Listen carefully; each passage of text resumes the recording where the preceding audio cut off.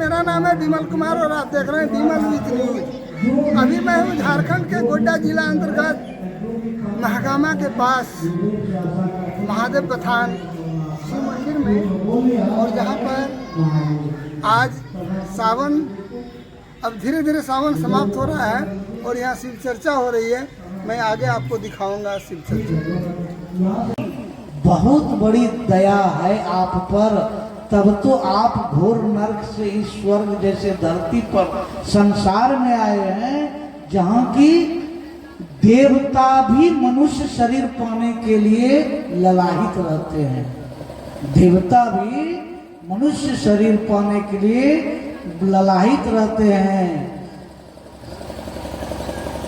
हमारे शास्त्र में लिखा है, बड़े भाग मानुष तन पावा, सुर दुर्लभ सद ग्रंथ ही गावा, कि ये जो नर तन हम लोग शरीर पाए हैं, इसके लिए देवता भी ललाहित रहते हैं। और ये शरीर अगर आप हमको मिल गया है, इसको दुर्लभ शरीर बोला गया है, क्योंकि सुलभ अगर रहता तो फिर क्या दिक्कत था ये भक्ति भजन करने का, मर जाते फिर शरीर में आ जाते नहीं।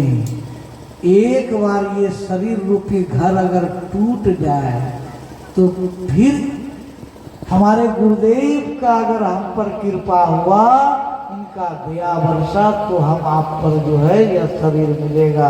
अन्यथा 84 लाख योनि में कई शरीर है, जल थर नल चर सब प्रकार का। जल में वो देखते कितना कीड़ा मकोड़ा, सब में प्राण है, हमारा ही प्राण उसमें है। जिस प्रकार हमारे अंदर प्राण है उसी का उसके अंदर, तो जब उसमें चले जाइएगा तो फिर ऐसा सुख भोग पाइएगा। और इस शरीर को पाकर अगर आप हम ईश्वर का भजन नहीं किए, और ईश्वर के बनाए हुए हम, आप कौन हैं? ईश्वर के बनाए हुए पुतला हैं। इस चीज को मानते हैं कि हम लोग ईश्वर के बनाए हुए पुतला हैं। और अगर हम आप ईश्वर के बनाए हुए पुतला का सहयोग नहीं करके, उस पर दया नहीं करके एक मिट्टी का पुतला का पूजा करते हैं, तो फिर आप मनुष्य जन्म लेने से कोई लाभ नहीं, कोई लाभ नहीं है। क्योंकि घर में माता पिता अगर रो रहे हैं, माता पिता के आंखों से अगर आंसू चल रहा है, और पुत्र पुत्र वधू जो है हंस के मेला घूम रही है, मेला छोड़ दीजिए प्रयाग तीर्थराज पर चली गई, चारों धाम यात्रा करके आ गए, और माता पिता उनका दुखी है, तुमको कोई तीर्थ, कोई भक्ति का फल नहीं मिलेगा। इसलिए पहला दया आप अपने घर पे कीजिए। आप अपने घर में जिस दिन से दया करना शुरू कीजिएगा, जिस घर में माता पिता हंसकर बंगला पर कुर्सी पर बैठे हैं, समझ जाइए वो घर स्वर्ग है। उस घर में लक्ष्मी का वास है, उस घर में हमारे गुरुदेव का वास है। और जिस घर में माता पिता दुखी है, जिस घर में माँ पिताजी बेटा से बाबू शब्द, पापा शब्द, माँ शब्द सुनने के लिए तरस रहे हैं, वो घर घर नहीं है, जीता जागता नर्क है। इसकी बुद्धि कहां से आएगी हम लोगों को? डिज्नीलैंड मेला में मिलेगा कि हमको क्या करना चाहिए क्या नहीं करना चाहिए, कि मोहनपुर हटिया में चल जाइए, झोला लेके डुमरिया हटिया, वहां बुद्धि मिल जाएगा। नहीं, नवधा भक्ति में श्री रामचंद्र जी माता शबरी से कहते हैं कि सुनो शबरी, ईश्वर की अगर प्राप्ति करना चाहती हो और तुम सुलभ भक्ति चाहती हो, सुलभ भक्ति, भक्ति भी कई प्रकार के, सुलभ भक्ति चाहती हो, तो प्रथम भक्ति संतन कर संगा।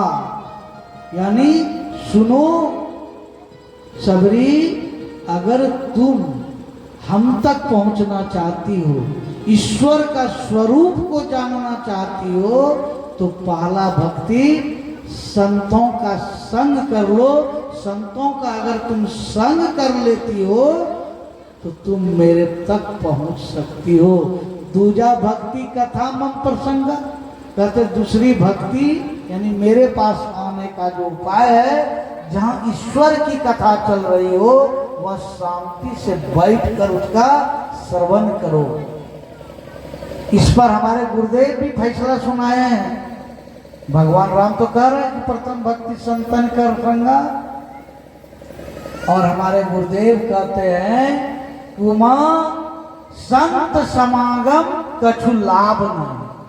यानी हमारे गुरुदेव भी वही फैसला सुना रहे हैं कि सुनो उमा, संतों के समागम यानी उसके नजदीक रहना, उनसे मिलना, इससे बड़ा लाभ कुछ है ही नहीं। क्यों नहीं? आप अपने बच्चे को संत महापुरुष के पास बैठा दीजिए, भेजिए।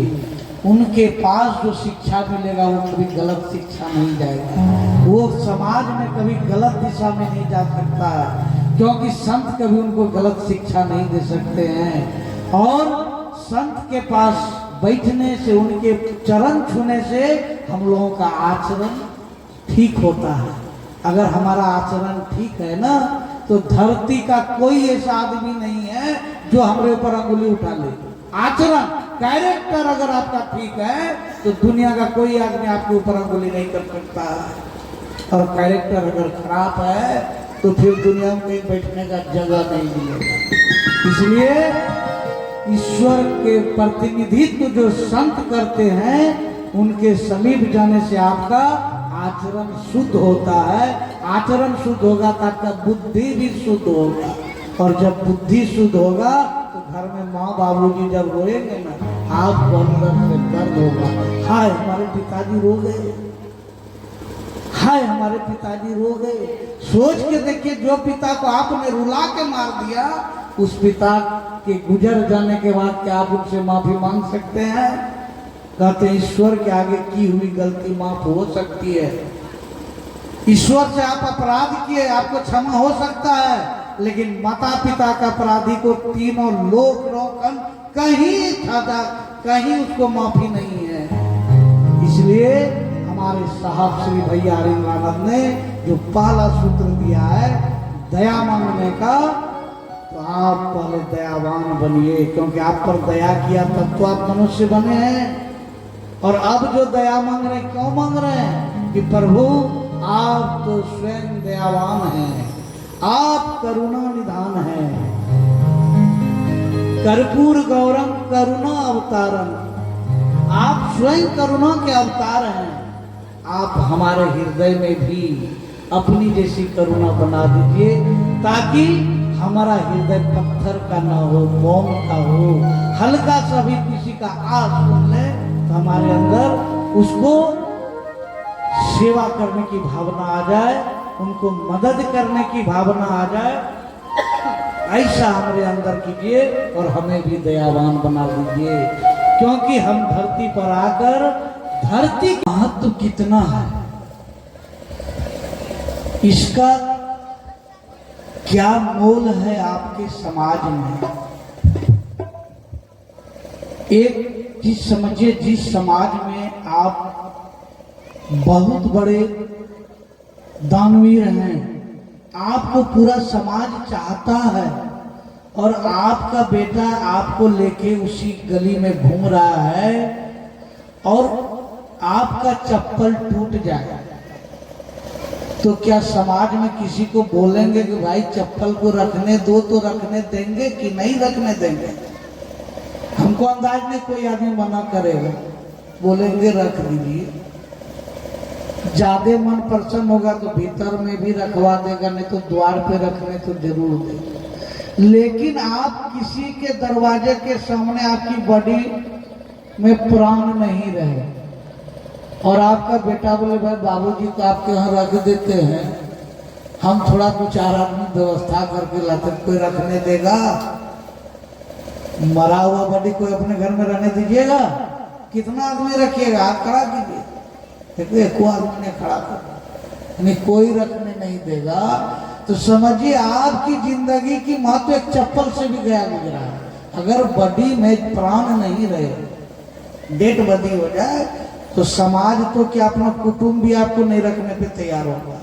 नहीं, जब तक आपके अंदर ईश्वर का अंश विराजमान है तब तक ही आपकी वैलिडिटी है। एक मिठाई का डब्बा फ्रिज में रखा जाता है, 400 रुपया केजी का मिठाई लेते हैं, 400 रुपया का दाम में डब्बा का भी लगता है, क्योंकि मिठाई के साथ ही उसको तौला जाता है। और उस डब्बा को जब घर लाता सुंदर सा झोली में उसको फ्रिज में रखते हैं, उससे रोज खाते हैं। जिस दिन मिठाई समाप्त हो जाए, क्या डब्बा फ्रिज में रखिएगा? ऐसा कूड़ादोनी में ढके लिएगा कि डब्बा बेचारा भी सोचने से शरीर से सबल है कि हम 2 घंटा 3 घंटा बैठ सकते हैं। उस स्थिति में ही आप भक्ति कर सकते हैं, क्योंकि भक्ति करने का उम्र बहुत है। बूढ़ा हो गए तो भक्ति करता रहे, हमको अभी काम धाम कर, भक्ति करने का उम्र नहीं होता है। क्योंकि भक्ति करने में अगर आप फिसल गए तो फिर उस दिशा में आपका मन नहीं लगेगा। किसान अगर समय पर खेत के लिए बीज नहीं बोए और अभी बीज बोए तो क्या रोपा कर लेगा? क्या धान रोप लेगा? अभी बिचड़ा गिरा, उसके लिए समय निर्धारित है। अगर आप रोहन, मृगशिरा, आद्रा नक्षत्र में आप बीज का खेत के लिए गिराते हैं तो आप रोपा कर सकते हैं। तो जब सब चीज के लिए दिन का निर्धारण है तो भक्ति कब से कीजिएगा ये सोचिएगा। हाँ, अपने जीवन में एक सामर्थ्यवान गुरु जरूर बनाइए, क्योंकि गुरुदेव में जितनी सामर्थ्य होगा आपको गुरुदेव उनसे भी ज्यादा सामर्थ्यवान बनाएंगे। क्योंकि गुरुदेव ही एक ऐसा है जिनको ये लगा रहा था कि चेला मेरा खूब राइज करे। स्कूल में पढ़ाने वाले शिक्षक गरीब और अमीर नहीं देखते हैं, वो ये देखते कि कौन बच्चा तेज हो रहा है, कौन बच्चा कमजोर हो रहा है। कमजोर क्यों हो रहा है? उनके नजर में लगता है कि सब मेरा चेला IAS और IPS बने, ताकि हम भी फख्र से कह सके कि ये हमारा चेला है। कोई गुरुदेव चाहता कि मेरा चेला चोर बन जाए, कोई गुरुदेव चाहता कि मेरा चेला जो है बंदूक लेके रोड पर घूमे, कोई चाहता कि मेरा चेला शराबी बन जाए, जुआरी बन जाए। एकमात्र गुरु है जो माता पिता के बाद आपकी भला वही सोचते हैं, और वो चाहते हैं कि हमसे भी ज्यादा मेरा सामर्थ्यवान चेला हो, ताकि हम जब संसार में नहीं रहे तो वो चेला मेरा नाम को जिंदा रखे। आज साहब श्री हरिंद्रानंद भैया नहीं रहे, लेकिन उनके इतने बड़े बगीचा है, इतने उनका वृक्ष लग गया है, विस्तार की ओर नहीं रह कर भी हमारी सांसों में जिंदा है। हमारी आंखों से वो आप तक को देख रहे हैं। और साहब श्री का जब बातें हो रही है, चर्चा हो रही है, तो साहब श्री हरिंद्रानंद भैया भी हमारे बीच और प्रत्यक्ष रूप से विराजमान है। अभी हमारे झारखंड प्रांत के बहुत ही बड़े महानायक बोला जाए उनको, यानी जिन शब्दों से संबोधित किया जाए वो कम है। हमारे दिशोम गुरु वीर शिबू सोरेन, जो हमारे झारखंड प्रांत को कई गुनाहों से अपराध मुक्त कराए, उसमें से सबसे ज्यादा सामाजिक आपराधिक तत्व था महापर्व रक्षाबंधन हमारे समीप है। और हम एक चीज बताना चाह रहे हैं अपनी ओर से, अगर हमारी वाणी अच्छा लगे तो मन में जरूर बिठाइएगा, अच्छा नहीं लगे तो घर जाके बेकार का मुंह मत कोई फुलाइएगा। कि आज हम लोग सभी संकल्प लीजिए भाई लोग कि हम लोग के आगे जो भी बहन गलती भी की है उसको आज हम क्षमा करते हैं। हमारी बहन अगर कुछ अपराधी भी किया है तो हम उनको आज क्षमा करते हैं, क्योंकि भाई के हाथ में राखी नहीं बंधी जाती है। उनसे जाके पूछिए, हमारे डॉक्टर साहब बैठे हुए हैं, उनके साथ जब वो पूरा संभलते मंच पर चढ़ते थे कूद कूद के, उनके आंख, समझिए बहन भाई जब मिलता है ना तो आपको ये पता नहीं चलेगा कि हम बूढ़े हो गए। बहन भाई का रिश्ता में जवानी और बुढ़ापा नहीं देखा जाता है। प्रेमी प्रेमिका में देख लिया जाएगा कि भाई उम्र बहुत ज्यादा है, सुंदर नारी सुंदर पुरुष में देख लिया जाएगा कि उम्र ज्यादा है, लेकिन भाई बहन का रिश्ता ऐसा है जो हमेशा बचपना को कायम रखता है। जब आप भाई बहन दोनों एक साथ रहेंगे ना तो आपको वो बीती बातें याद आएगी कि कैसे बात बात पर दोनों लड़ जाते थे, अब फिर एक ही थाली में दोनों खाते थे। आज उस बहन को देखे कई दिन नहीं, कई बछर हो गए, कई वर्ष हो गए। एक बार तो बहन को याद कर लीजिए। जितने भी भौजाई है वो भी कहीं न कहीं ननद है, सब अपने अपने ननद को माफ कर दीजिए। सब भौजाई स्वयं माफ हो जाइएगा। ननद अगर खरा खुटा भी बोलती है उसको माफ कर दीजिए, क्योंकि आप जिस घर में आई है ना उस घर में वो बेटी कभी महारानी की तरह राज किया है। एक पिताजी के वो श्वास में बसती थी। पूरा घर का कोना कोना का ख्याल रखने वाली है वो बेटियां जो आज पराई होकर आपके आई। पहले तो उनका घर में माता पिता के सबसे सुंदर सुंदर तिजोरी में उसका सुंदर सुंदर कपड़ा रहता था। माता पिताजी पैसा कहाँ रखे हैं उनकी गिनती बेटियां ही करती थी। और आज वही बेटियां जब नैहर आई है पीहर आई है वो बेटियां कपड़ा भी अपना बैग में भर के लाई है और संकोच कर रही गम किस रूम में अपना बैग रखेंगे, संकोच कर रही, क्योंकि आज तो घर के अंदर में भाभी और भैया है। अब पता नहीं हम अपना बैग रख दें तो उनको कहीं तकलीफ हो जाए, कहीं तकलीफ हो जाए। जिस घर की बेटियां मालकिन थी उस घर में बेटियां सोच में पड़ गई कि हम किस रूम में अपना बैग रखें। कपड़ा भी लाई तो अपना चपोत कर अपना ही बैग में रख रही है। अब जिस समय वो खुलेआम घर में थी ना तो कपड़ा कहाँ रहता था, माँ उठा के रखी, पूरा घर है उसका था। नहीं, आज जो आई है मायका आज बेटी कपड़ा को समेट कर अपना ही तिजोरी में रख रही है, क्योंकि अब वो उनका घर नहीं रहा। समझो उस बेटी पर क्या गुजरता है। और मायका जो है ना वो माँ से नहीं होती। मेरे जितने भी बैठ के सुन रहे हैं, मायका जो होता है बेटी का वो माँ से नहीं होता, क्योंकि ये माँ नहीं भी रहे और पिता है तो बेटी का मायका जिंदा है। बेटी का मायका जिंदा है क्योंकि उसको गर्व रहता है, गर्व रहता है कि अभी हमारे पिताजी जिंदा है, अभी हमारे पिताजी जिंदा हैं।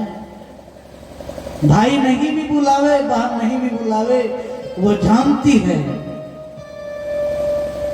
कि जो पिता हमें गोद में बचपन से बड़ा किए और मेरी शादी के लिए एक एक रुपया जोड़कर हद से ज्यादा अपने औकात से भी ज्यादा हमारे शादी में लुटा दिए और उसका एक जरा गम नहीं रहा, वो पिताजी हमें जरूर घर में बैठने देंगे। जब पिता गुजर जाते हैं बेटी का ना तो मायका नहीं रह जाता है। माँ है भी तो मायका नहीं रह जाता है, क्योंकि माँ भैया भाभी के अधीन हो जाती है। उस समय माँ की नहीं चलती। होगी वो खुश नसीब माँ जो आज भी घर में डिसीजन लेती होगी कि पोता जवान है। बहुत घर देखते हैं कि पोता पोती जवान हो गए और आज डिसीजन उसके घर में उसके बड़े बुजुर्ग ले रहे हैं। लेकिन आज तो आपके रिटायरमेंट हुए कि आपका डिसीजन लेने का पावर ही लेस कर दिया जाता है। घर में आप कोई डिसीजन नहीं ले सकते, न अपने से कुछ कर सकते। वो मायका जब बेटी आती है ना तो कई उम्मीद के साथ आती। वो आपसे धन संपत्ति मांगने के लिए नहीं आती। अगर बेटी पिता के सामने रोकर विदा हो रही है तो समझ जाइए उसको मायका में तकलीफ है। अगर बेटी माँ के पास रोकर विदा हो रही तो बेटी उसको पियर में तकलीफ है। क्योंकि बेटी दो ही अवस्था में रोती है। पिता के पास बेटी अगर रो दिया तो समझिए उनको नैहर में तकलीफ होगी। किसी भी बेटी को कभी भी किसी के घर ननद आ जाए, जितना चले बने उनको खुश करके विदा कीजिए, ताकि उसकी आंख से एक भी बूंद माँ पिताजी के सामने गिर न पाए। तो आपको एहसास होगा जब आप उम्र का दलीज को पार कीजिएगा और जब आपके माँ पिताजी नहीं रहेंगे, तब एहसास होगा कि हम अकेले होंगे। पीहर की याद भी नहीं आएगी। कभी कभार भाई भतीजा आ गए तो हाल चाल हो जाएगा, लेकिन पीहर की याद नहीं आती है। भाई से या माई से मायका नहीं चलता है। पिताजी जब तक हैं तब तक आपका मायका जिंदा है। आप बूढ़े हो गए हैं और आपके पिताजी जिंदा है, आपकी माता जी जिंदा है, तो आज भी मायका आप जाएंगे तो लगेगा नहीं कि हम बूढ़े हो गए। आपको लगेगा नहीं हम वही नन्ही से प्यारे से, क्योंकि आज हेगे हेरे कह के पुकारने वाला मायका में है, नाम लेकर पुकारने वाला है। क्योंकि एक माता पिता ही है जो मरते दम तक आपको फलना बाबू कह के नहीं, आपके रेकार करके नाम लगा कर प्यार, उस रेकार में इतनी प्यार छुपा है। और जिस दिन माँ बाप पिताजी का साया ऊपर से उठ जाता है, उनसे पूछिए ना जिनको माँ पिताजी घर पर नहीं है, घर आपको काटने दौड़ता है, उस माँ पिताजी का तिरस्कार मत कीजिए, उस बहन का तिरस्कार मत कीजिए। क्योंकि बहन इस उम्मीद से आती है मायका कि जाएंगे तो भैया भाभी गदगद होंगे, भतीजा गदगद होंगे। माँ पिताजी तब गदगद होंगे जब भैया भाभी हमको स्नेह देंगे, क्योंकि एक माँ पिताजी का आंख तब सुख पाती है जब उसकी बेटी नैहर में आकर खुशी खुशी ननद भौजाई मिलकर खा रही है, गा रही है, तो उनके पिताजी माताजी भीतर से अंदर से गदगद होते हैं। उनको खुशी की आंसू होता है कि हमने जो परवरिश किया एक नंबर किया, हमने जो परवरिश किया उसमें कहीं संस्कार में दोष नहीं है। और कहीं अगर बहन आ गया तो भाई निकल के चला गया तो भौजाई मुंह फुला के बैठी है, ऐसा नहीं होना चाहिए। क्योंकि हर भौजाई ननद है और हर ननद भौजाई है, हर माई सास है और हर माई पुतहू है। सबको एक दिन झेलना पड़ेगा। इसलिए कभी भी नैहर में किसी का अपमान मत कीजिए, क्योंकि जो पीहर से टूट जाती है ना तो उसका संसार ही उजड़ जाता है। आप पुरुष हैं, कई कुटुंब चले जाइएगा, माता कहाँ जाएगी, किसके दरवाजे पर जाएगी? अगर उसको तकलीफ होगा किनसे शेयर करेगी? एक पत्नी दो ही से बात शेयर करती है, एक महिला, एक माई से और एक अपने पतिदेव से। दोनों नहीं रहे, अब किसके पास जाएगा? उस दिन तो आपको लगेगा कि हमने जन्म बेकार किया है। अगर सांसारिक बंधन में है, इस रक्षा बंधन में हम लोग संकल्प लेंगे कि हम लोग जितने भाई बहन हैं, हम गुरुदेव का वाणी हमारे साहब श्री हरेंद्रानंद के मुख से जो निकला है कि दया मांगना, तो हम भी दया अपने घर परिवार पर करेंगे और अपनी बहन से कलाई पर राखी ही नहीं बंधवाएंगे, रक्षा बंधन, यानी हम उनके रक्षा करने के लिए जो बंधन बंधवा रहे हैं, उनकी रक्षा करने के लिए जो समर्पित हैं, ये विश्वास बहन के दिल से कभी टूटने नहीं देगा। बहन एक फोन कर दे कि भैया हमको कष्ट हो गया, एक फोन कर दे तो भाई को होना चाहिए कि खड़ा हो जाए जाके, चाहे लाखों को दूरी पर क्यों न हो। बहन 100 गलती कर दे आपसे, हो सके बहकावे ना कर दे, लेकिन आप बहन का बुरा मत मानिए, क्योंकि जो बहन आपके घर में से दूसरे के यहाँ गई है ना, उसका बहुत आपके घर में अंश रखा हुआ है, वो कभी आपसे हिस्सा नहीं मांगने आता। अगर दो भाई हैं ना तो आपसे बखरा कर हिस्सा कर सकता है, जायदाद में हो सकता है, लेकिन बहन को वो लोग नहीं। वो जब भी आती मायका तो उसको लगता है कि हमको प्यार मिले, उसके सिवा उनको कुछ मत। उनको 50 रुपया का साड़ी दीजिए न दीजिए उससे कोई मतलब नहीं है, उनको नमरी गड्डी दीजिए नहीं दीजिए उनको कोई मतलब नहीं है, लेकिन अगर स्नेह नहीं दिए और उनको हाथी घोड़ा पाल की सजा कर दे दिए तो उनका लिए उन सब बेकार है। इसलिए अपने घर में आज संकल्प लेने का दिन है कि जो भी बूढ़े जवान माई भाई जो भी हैं संकल्प करते कि हम अपने घर में हर एक सदस्य पर दया करेंगे, तब जाके साहब श्री भैया हरिंद्रानंद का इस मिशन का जो काला सूत्र है दया मांगना वो सार्थक सिद्ध होगा। चलिए हम आपको भजन श्रवण करते हैं।